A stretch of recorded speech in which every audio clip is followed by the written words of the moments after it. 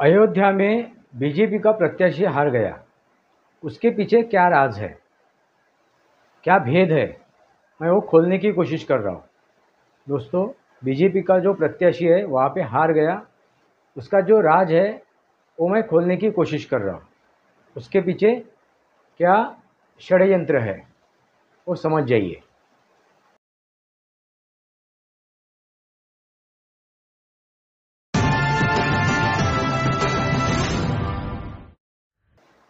नमस्कार दोस्तों, वास्तवावर बोलो गायत्री इस श्रृंखला में फिर एक बार आपका स्वागत। मैं आपका दोस्त राजेश वासंती सावाजी किलुस्कर। दोस्तों, लोकसभा का चुनाव अभी पार हो चुका है, पूरा हो चुका है, उसके रिजल्ट भी निकाल भी आ चुका है और नरेंद्र मोदी जी पंतप्रधान भी बन चुके हैं। मगर एक चर्चा में है एक विषय, एक प्रदेश। वो प्रदेश कौन सा है? उत्तर प्रदेश। और उस उत्तर प्रदेश में अयोध्या नगरी वो बहुत चर्चा में है। अयोध्या नगरी, दोस्तों, अयोध्या में प्रभु रामचंद्र जी का भव्य मंदिर बन रहा है। उस वहाँ पे राम लल्ला की विग्रह की प्राण प्रतिष्ठा भी हो चुकी है। श्री नरेंद्र मोदी जी ने वो राम लल्ला के विग्रह की प्राण प्रतिष्ठा की है। दोस्तों, 500 साल के बाद, करीबन 500 साल के बाद वहाँ पे राम लल्ला क्या हुए? विराजमान हुए। 500 साल इंतज़ार करना पड़ा वहाँ पे राम मंदिर बनने के लिए, क्योंकि वहाँ पे जो राम मंदिर था पहले वो तोड़ के बाबर ने, एक मुग़ल आक्रांता ने वहाँ पे वो मंदिर तोड़ा और वहाँ पे एक बाबरी मस्जिद खड़ी की। और उसके लिए वो बाबरी मस्जिद के जगह पे वापस दोबारा एक बार राम मंदिर बन जाए उसी अयोध्या में, जहाँ पे राम लल्ला का जन्म हुआ था, प्रभु रामचंद्र जी का जन्म हुआ था। इसके लिए 500 साल हिंदुओं ने अपना खून बहा है। अलग अलग स्तर के हिंदू, यानी कोई संत था, कोई साधु था, कोई बैरागी था, कोई आम नागरिक था। ऐसे काफ़ी लोगों ने अपना खून बहाया है। 500 साल, अनगिनत यानी करोड़ों लोगों की जान वहाँ पे जा चुकी है वो मंदिर पाने के लिए, दोस्तों। और अभी 500 साल के बाद ये जो मंदिर बना है, गए साल में 2023 में, उसके बाद उसकी प्राण प्रतिष्ठा हो गई इसी साल में। किसकी प्राण प्रतिष्ठा हुई? प्रभु रामचंद्र जी। और ऐसे ही वहीं से ही भारतीय जनता पार्टी का प्रत्याशी हारता है।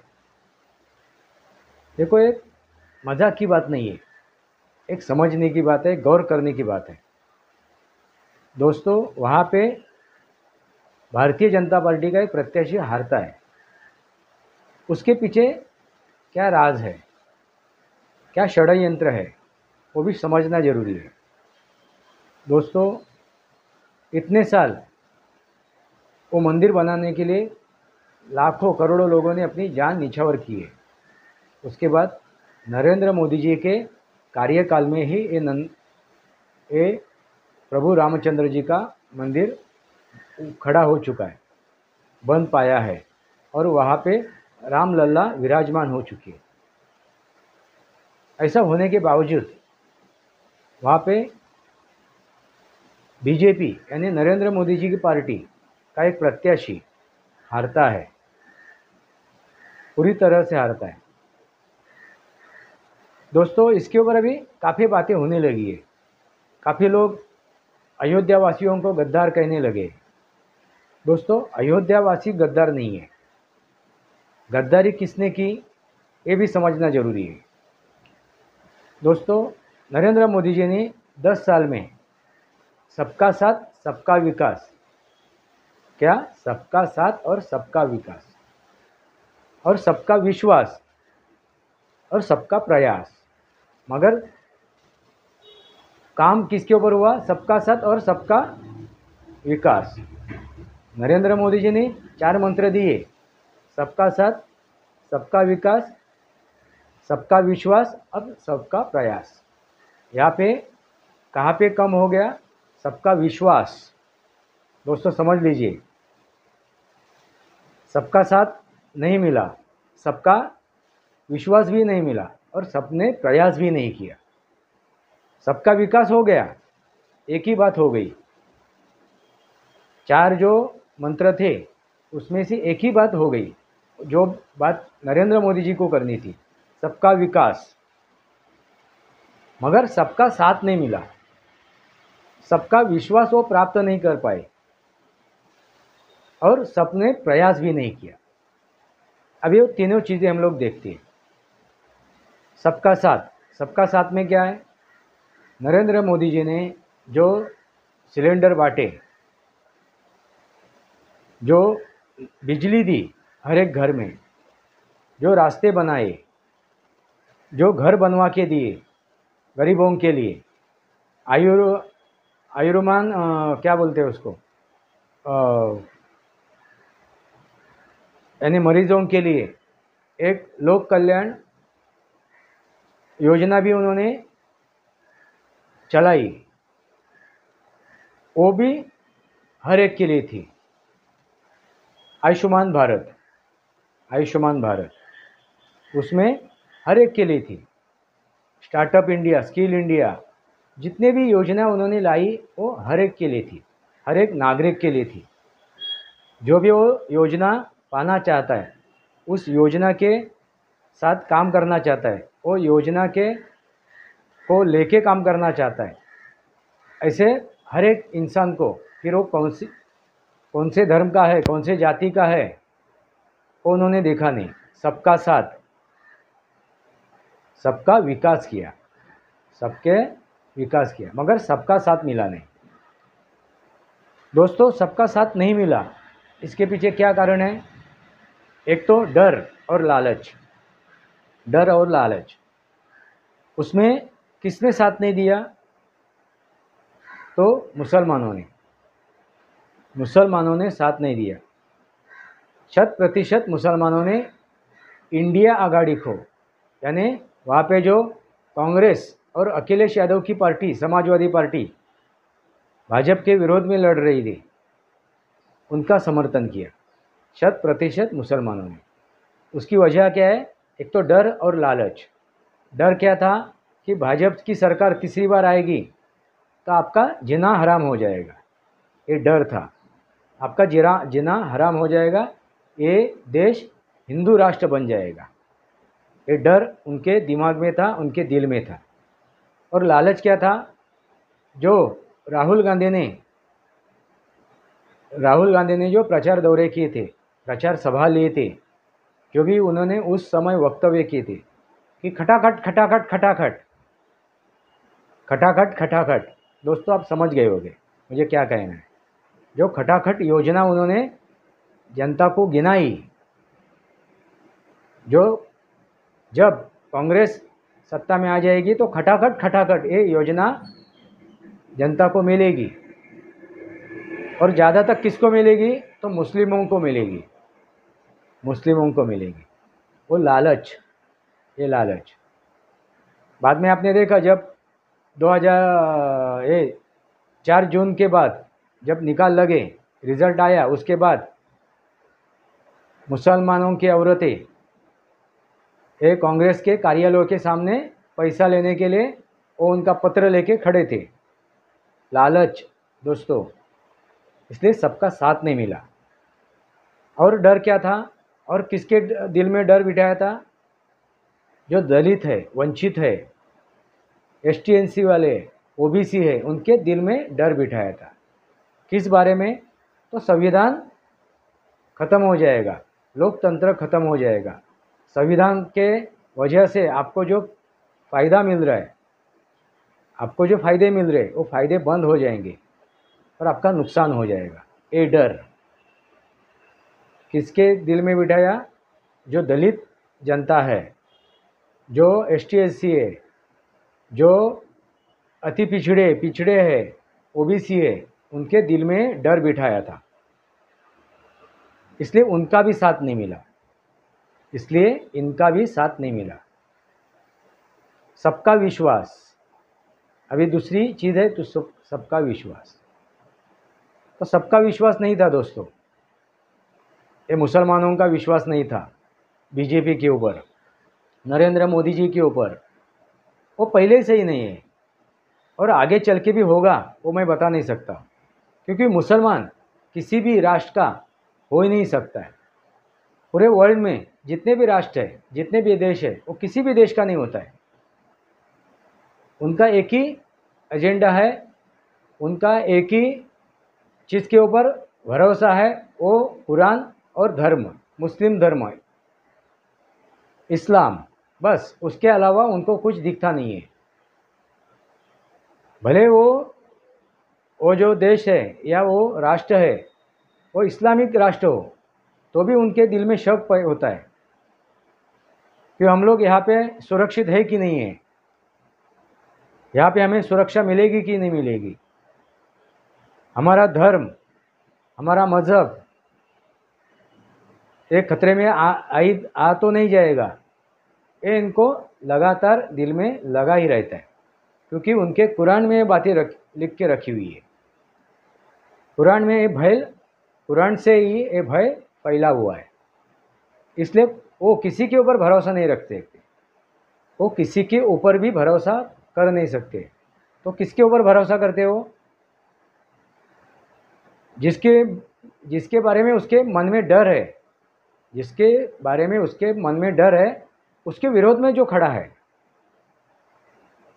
फिर एक इंसान हो, एक पर्सन हो या संगठन हो, कोई भी हो, उसके बारे में उसके दिल में डर है कि भाई इंसान या कोई संगठन वो मेरा नुकसान कर सकती है, नुकसान पहुंचा सकते हैं, तो उसके विरोध में कौन है? फिर वो किसी मजहब का भी हो, किसी धर्म का हो, किसी जाति का भी हो, वो कोई भी हो, वो उसका समर्थन करेंगे। यानी देखिए ये क्या है? विश्वास। और विश्वास उनका क्यों नहीं है? क्योंकि उनका विश्वास अपने धर्म के ऊपर है, अपने मजहब के ऊपर है, अपने कुरान के ऊपर है। अन्य धर्मों को मानते नहीं, अन्य धर्मों ग्रंथों को मानते नहीं है।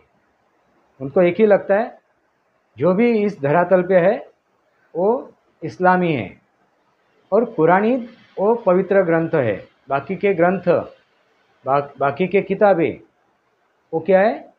उनके लिए कचरे कुंडे की जगह। ये ध्यान लीजिए। विश्वास, दलितों का विश्वास क्यों नहीं है? ये अति पिछड़ों का विश्वास क्यों नहीं है? क्यों नहीं है? संविधान बाबा साहब आम्बेडकर को उन्होंने पढ़ा नहीं है। बाबा साहब आम्बेडकर क्या चाहते थे? बाबा साहब आम्बेडकर इस्लाम के बारे में क्या बात कर रहे, पाकिस्तान के बारे में बात क्या कर रहे, वो उन्होंने कभी जाना नहीं, वो समझने की कोशिश नहीं की। मगर इनके जो नेतागण हैं, ये जो दलितों के नेता है, अति पिछड़ों के ये जो नेता है, जो आरक्षण से अपना भला चाहते हैं, ऐसे जो नेतागण हैं, ऐसे जो लोग हैं, उनके जो नेतागण हैं, उन्होंने उनकी दिशा भूल करके रखी हुई है, उनको संभ्रमित करके रखा हुआ है, उनको डरा के रखा हुआ है कि हिंदू हिंदू हिंदू हिंदू। दोस्तों, ये जो हिंदू का जो डर इनके दिल में बिठा के रखा हुआ है, इसलिए वो हिंदू विरोधी, हिंदू को समर्थन करने वाला जो भी संगठन रहेगा या जो भी व्यक्ति रहेगा, उसको वो विरोध करेंगे। इसलिए उनका विश्वास किसके ऊपर नहीं? जो हिंदू को समर्थन करता है या हिंदू को साथ देता है, ऐसा संगठन हो या एकाध व्यक्ति हो। दोस्तों, समझ में आया होगा आपको मुझे क्या कहना है। सबका साथ तो नहीं मिला, सबका विश्वास तो नहीं मिला, सबका प्रयास। अभी आता हूँ मैं सबके प्रयास के ऊपर। दोस्तों अभी प्रयास किसको करना जरूरी था? तो हिंदुओं को, जो बीजेपी को चाहते हैं, जो नरेंद्र मोदी जी को चाहते हैं, मगर वो बाहर नहीं निकले। वो बाहर नहीं निकले मतदान करने के लिए। क्यों? आएगा तो नरेंद्र मोदी ही। इनके दिमाग में यही था, आएगा तो नरेंद्र मोदी जी। मैं नहीं गया, एक अकेले से कुछ नहीं नुकसान होने वाला है। ऐसा अकेला करते करते मैं अकेला ऐसा करते करते इनकी गिनती बढ़ गई और एक घर में बैठ गए। वो घूमने के लिए गए। दोस्तों ये बात भी ध्यान में लीजिए। सबका प्रयास, मैं क्या कह रहा हूँ? सबका प्रयास। मगर जो प्रयास, सबका प्रयास, वो मुसलमानों ने साथ लिया। वो मुसलमानों ने साथ लिया, सबका प्रयास। सबके सब बाहर निकले, पूरा झाड़ के बाहर निकले, घरों से बाहर निकले। जितने भी मतदार हैं सब बाहर निकले, मगर हिंदू घर में बैठ गए। हिंदू घर में बैठ गए। दोस्तों इसके पहले एक मैं वीडियो आपको पेश करता हूँ। प्रभु रामचंद्र जी, एक रामायण की सीरियल है, उसमें से प्रभु रामचंद्र जी सीरियल में प्रभु रामचंद्र जी क्या कह रहे, सीता जी को, सीता माता को क्या कह रहे, आप सुन लीजिए तो आपको पता चलेगा मैं आगे क्या कहने की कोशिश कर रहा हूँ। ज़रा सुन लीजिए वो छोटी सी क्लिप।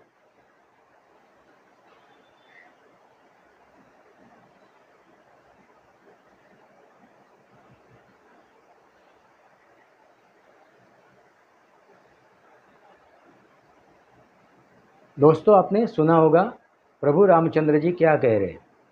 एक सीरियल की एक छोटी सी क्लिप है, मगर वो वाकई में घटित हो चुकी चीज़ है।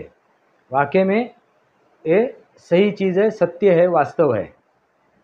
उन्होंने क्या कहा कि जनता राजा का खून चूस लेती है, मगर जब वो सब पा लेती है, सब पाने की कोशिश करती है, खुद का भला हो, मगर राजा का जब वक्त आता है, राजा का वक्त आता है तो वो मुंह मोड़ लेती है।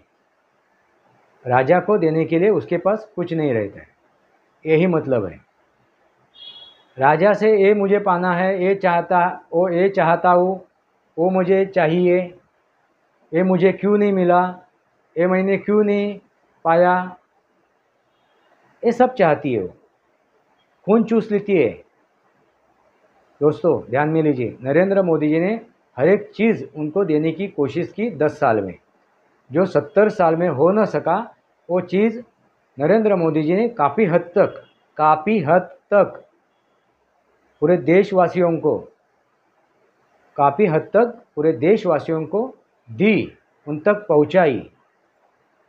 तो भी हमारे देशवासी संतुष्ट नहीं है। इनको ये मालूम नहीं है कि शासन, प्रशासन और नागरिकों का कर्तव्य वो भूल जाते हैं। यहाँ पे क्या है? नागरिकों का कर्तव्य। वही तो प्रभु रामचंद्र जी ने कहा उस क्लिप में, जब राजा को ज़रूरत होती है जनता की, तब वो जनता मुंह मोड़ लेती है, उनका कर्तव्य वो भूल जाती है।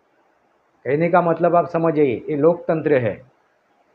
और प्रभु रामचंद्र जी के समय भी लोकतंत्र ही था, भले प्रभु रामचंद्र जी राजा थे, मगर पूरा रामायण आप पढ़ोगे, समझोगे, और जो भी प्रभु रामचंद्र जी ने राज्य किया वो आप समझोगे, उसकी रणनीति, राजनीति समझोगे, तो आपको पता चलेगा वो लोकतंत्र ही था। सिर्फ कहने के लिए वो राजतंत्र था, राजा थे। और प्रभु रामचंद्र जी को जिसने छोड़ा नहीं, तो नरेंद्र मोदी जी की क्या बात है? जिसने प्रभु रामचंद्र जी को छोड़ा नहीं, तो नरेंद्र मोदी जी की क्या बात है? समझ जाइए दोस्तों। जो अयोध्या में जो प्रत्याशी हारा है भारतीय जनता पार्टी का, वो भारतीय जनता पार्टी की हार नहीं है। ये हार किसकी है? एक विश्वास की है, एक सच्चाई की है, ये वास्तव की है, एक रियलिटी की हार है। एक वास्तव की, सच्चाई की, रियलिटी की हार है। दोस्तों प्रभु रामचंद्र जी की हार है वो। नरेंद्र मोदी जी की हार नहीं है। 500 साल इंतज़ार करने के बाद प्रभु रामचंद्र जी का मंदिर वहाँ पे खड़ा हुआ, उनके विग्रह की प्राण प्रतिष्ठा हुई, उसके बाद वहाँ पे ये हार हो चुकी है। दोस्तों, कहीं यूट्यूब पे मैंने सुना या कहीं वृत्तवाहिनी संस्था पे जो चैनल है, वृत्तवाहिनी जो चैनल है उसके ऊपर भी मैंने सुना, वो जब मुलाकात ले रहे थे आम जनता की, तो ऐसे पर्टिकुलर लोगों से ही वो बात कर रहे, वो जानबूझ के कर रहे, वो जानबूझ के कर रहे कि उनको क्या चाहते हैं, उनको क्या फैलाना है, उनको क्या वायरल करना है, बस उतना ही वो सोच के, यानी टूल किट। किसके विरोध में? नरेंद्र मोदी जी के विरोध में टूल किट कैसा बिठाना है, कैसी गलत बातें फैलानी है। ऐसे ही मैंने काफ़ी वीडियो देखे, यूट्यूबर की वीडियो देखे और वृत्तवाहिनी संस्था के भी वीडियो देखे, जो चाहते हैं कि नरेंद्र मोदी जी दोबारा पंतप्रधान न बन सके, और बने तो भी ये सरकार गिरे। दोस्तों, क्या दिखा रहे कि ऐसे लोगों से वो बात करवा रहे कि किसी का घर टूटा है और उसको घर नहीं मिला है, मगर उसका घर क्यों टूटा? वो कानूनन था क्या? वो लीगल था क्या? वो उसने पूछा नहीं। अनलीगल जो घर टूटे हैं उसको कुछ मिलने वाला ही नहीं था, क्योंकि वो कब्जा करके बैठा था, वो रास्ते पे कब्जा करके बैठा था, तो वो उसका मालिक हो ही नहीं सकता है, तो उसका हक वो पा नहीं सकता है। मगर ऐसे लोगों से वो बात करवा रहे जो अनलीगल, क्योंकि मैंने जो बात की अयोध्या वासियों से, वहाँ के जो मेरे परिचित है उनसे मैंने जो बात की, इतने दिन मैंने जो लगाए वीडियो बनाने के लिए, ये क्यों लगाए मैं जानना चाहता था वाकई में क्या है, ये क्यों भारतीय जनता पार्टी का प्रत्याशी वहाँ पे हारा है। ये सब डेटा इकट्ठा करके मैं आपके सामने रख रहा हूँ। तो आज के तारीख में ये सब टूल किट, नरेंद्र मोदी जी के विरोध में टूल किट तैयार हो रही है, वो टूल किट सेट हो रही है। दोस्तों, और एक बात है, चलो मैं कहता हूँ कि जो सूखा है उसके साथ एक गीला भी जल गया, सूखे के साथ गीला भी जलता है। आपको मालूम है, सूखी लकड़ी रहेगी और उसमें एक दो महीने गीली लकड़ी डाल दी तो गीली लकड़ी भी जल जाती है। ऐसा हो सकता है, मैं ऐसा नहीं बोलता है कि 100% ऐसे झूठे लोग हैं, ऐसा हो सकता है, मगर उन्होंने थोड़ा संयम बरतना जरूरी था, सब्र लेना जरूरी था। अपना नुकसान हुआ है तो अपने कागज पत्र लेके वो आगे बढ़ सकते थे, अपना हक वो पा सकते थे। मगर अब समय क्या था? क्या था? किसको जिताना था? जिताना था प्रभु रामचंद्र जी को, मर्यादा पुरुषोत्तम रामचंद्र जी को जिताना था, ना कि नरेंद्र मोदी जी को। क्योंकि अयोध्या में 500 साल के बाद वो मंदिर बन रहा है, लाखों करोड़ों लोगों की वहाँ पे जान निछावर हो चुकी है, और ऐसे संगठन के प्रत्याशी को जिताई कि जिसके बाप ने शरयू नदी में असंख्य साधु संतों के, हिंदुओं के लाशें गिरा के उनको बहाया था शरयू नदी में। ऐसे संगठन के उम्मीदवार को, प्रत्याशी को वहाँ पे जिताया है समाजवादी पार्टी को। समझ जाइए दोस्तों, प्रभु रामचंद्र जी ने कभी भी जाति के ऊपर विश्वास नहीं रखा, ना जाति में किसको बांटा, तो भी जाति के नाम के ऊपर जाति को डरा के जो भी वोट मांगे गए थे, तब उस जातियों में जो भी जातियों ने भारतीय जनता पार्टी के प्रत्याशी के विरोध में जो अपना मत चुनाव किया है, उनको ये समझना जरूरी था कि नरेंद्र मोदी जी ने हमें क्या दिया है, प्रभु रामचंद्र जी ने हमें क्या दिया है। उन्होंने जाना नहीं, समझा नहीं। और एक छोटी सी बात है कि जो प्रत्याशी खड़ा किया था उसके बारे में भी थोड़ा सा दिल में, वहाँ का उस लोकसभा मतदार संघ में थोड़े सा एक निगेटिव दिल में था, नकारात्मकता थी। ये ऐसी मैंने बात सुनी है, वो कितनी सच्ची है कितनी झूठी है अभी वो आने वाला समय ही बता देगा। मगर उनके बारे में भी थोड़ा दिल में खटास थी, वो भी इसके ऊपर असर कर पड़ी। मगर सबसे जो असर हुआ है वो है मुसलमानों का लामबंद होना। मुसलमानों का लामबंद होना, 100% मतदान करना और नरेंद्र मोदी जी की भारतीय जनता पार्टी के विरोध में, एनडीए आघाड़ी के विरोध में मतदान करना और लालच, और सबसे बड़ी बात थी लालच और डर। दोस्तों, इसके अलावा ऐसा कुछ नहीं दिख रहा है कि वहाँ पे भारतीय जनता पार्टी का प्रत्याशी हारा हुआ है।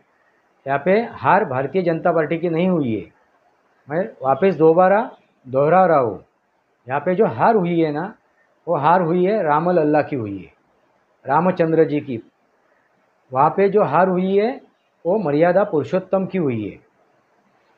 500 साल विदेशी आक्रांताओं ने वो मंदिर नेस्तनाबूद किया था, जन्मस्थल विध्वंस किया था। वो हार किसकी हुई है?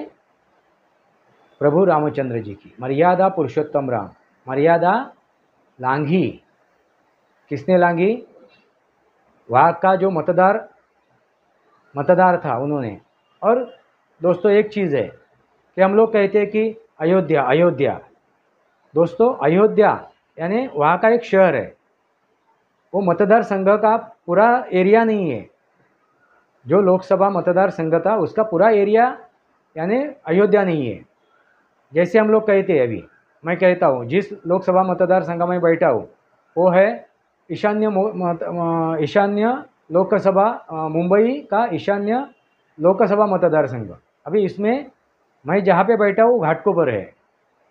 मगर घाटकोपर के अलावा उस मतदार संघ में भांडुप है, मुलुंड है, मानखुर्द है, ऐसे एरिया भी है। और यहाँ पे जो एक उदाहरण के तौर पे मैं दे रहा हूँ, यहाँ पे ईशान्य मतदार संघ में जो प्रत्याशी हारा है भारतीय जनता पार्टी का, वो भी इसी तरह से हारा हुआ है। क्योंकि जहाँ पे बहुसंख्यक यानी मानखुर्द में और घाटकोपर वेस्ट में जो मुस्लिम एरिया है, वहाँ पे शिवाजी नगर, ऐसे 2-4 जगह पे जो भी मुसलमानों के जो मत थे, जो चुनाव था, वो लामबंद हुआ, यानी 100% उन्होंने मतदान किया। वहाँ पे तो एक बीएसपी के लीडर ने ये बात कही कि भले भी हमें मायावती हमें ये कर देती है, बर्खास्त कर देती है, चलेगा। वो कौन कह रहा है? वहाँ का बीएसपी का लीडर कह रहा है। और उनके साथ जो मौलवी थे वो कह रहे चलेगा, मगर अभी हमें जो मतदान करना है वो भारतीय जनता पार्टी एनडीए के विरोध में मतदान करना है। दोस्तों, देखिए, समझिए, सोचिए। इसलिए मैं क्या कहने की कोशिश कर रहा हूँ, अयोध्या का जो शहर है या गांव है, आजू बाजू का जो एरिया है, वो छोड़ के उसके अलावा भी उस मतदार संघ में जो भी मुस्लिम एरिया थे, मुस्लिम एरिया, वहाँ के मुसलमानों ने लामबंद किया है। वहाँ के मुसलमानों ने 100% मतदान किया है। इसलिए हम लोग जो कोस रहे अयोध्या वासियों को, वो गलत है। हम लोग जो कोस रहे हैं अयोध्या वासियों को पूरी तरह से, वो गलत है, ये भी समझ जाइए। उसमें एक गलती अयोध्या वासियों की नहीं है पूरी तरह से। मैंने उसकी 4-5 कारण जो भी है, उसके पीछे क्या राजनीति है, उसके पीछे क्या कारण है, क्या राज है, ये सब मैंने खोल दिए है। अभी आप ही जान लीजिए, आपको क्या लगता है। पूरा मैंने काला चिट्टा खोल के रखा हुआ है आपके सामने, काला चिट्टा खोल के रखा हुआ है।